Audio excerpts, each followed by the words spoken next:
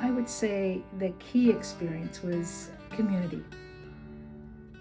I I was an only child, and there were just the three of us. And so when I landed in Seattle, we had a community of 8. And that introduction for me was really both a challenge and a gift. My housemates were wonderful. My service placement was a bit of a challenge. So to come home to people who had become friends was enormous. And now when she served as a JVC, she worked for SESCO, South End Seattle Community Organizing. And I remember there were intersections where there weren't roundabouts, and a lot of people were getting hurt. There's accidents in the South End. And we went down to the mayor's office, and this was typical Stephanie. She would be in the background, where I was dressed up as a priest at a funeral with a casket and everything. We got front page news on that one, by the way. But that was typical Stephanie Ragland. She was in the background, making things happen from the back. She wasn't out front blazing the trail. She was in the back making things happen. And so that experience of seeing her in action was very powerful for me. She also saw the bigger picture when it came to the value of community, the value of simple living and spirituality. Those things really spoke to her. When I think of Stephanie, I think of the phrase of the Jesuit theologian Walter Burghardt, who said that contemplation is taking a long, loving look at the real. And that's the word I think of for Stephanie, is the word real, because there's no pretenses with her. And she just engages this gritty world with that kind of long, sustained love. And again, just kind of challenging, asking those bigger questions, those bigger justice questions always, right? Like how are we really kind of living that out, not just within a church context, right? But in a communal context. It's not just about us, but it's about, how do we lift up other people around us? So it's been really incredible to me to learn from her in particular about how to ponder an issue and how to consider an issue from that Ignatian standpoint. I have really, really appreciated that about her.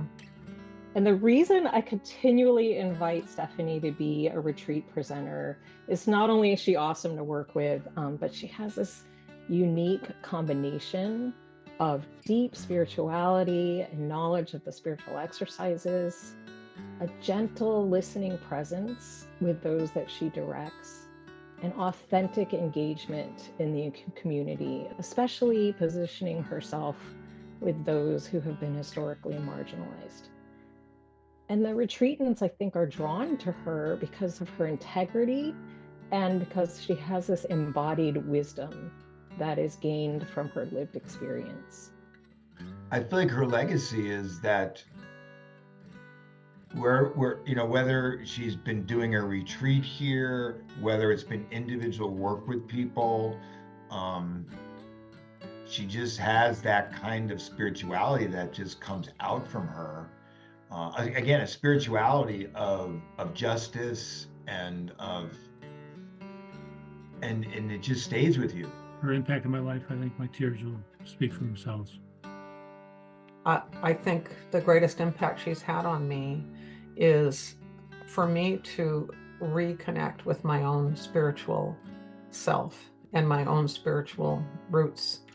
The exercises are woven through every aspect of my life, my marriage, my parenting, my work life. So I would say she uniquely brings an Ignatian spiritual perspective and a deep faith to everything we do on the board. She has had a meaningful impact not only in the Jesuit world, but also in the local community, and especially in the South End of Seattle, where we both live. The other thing is I knew Jack Morris. And I know he's looking down on her right now, and he's very happy that she's been selected to win the Jack Morris Award. Well-deserved, well-earned, and Jack is very happy. Taking risks and putting yourself out there and trying something new is that was the personality of Jack Morris, SJ.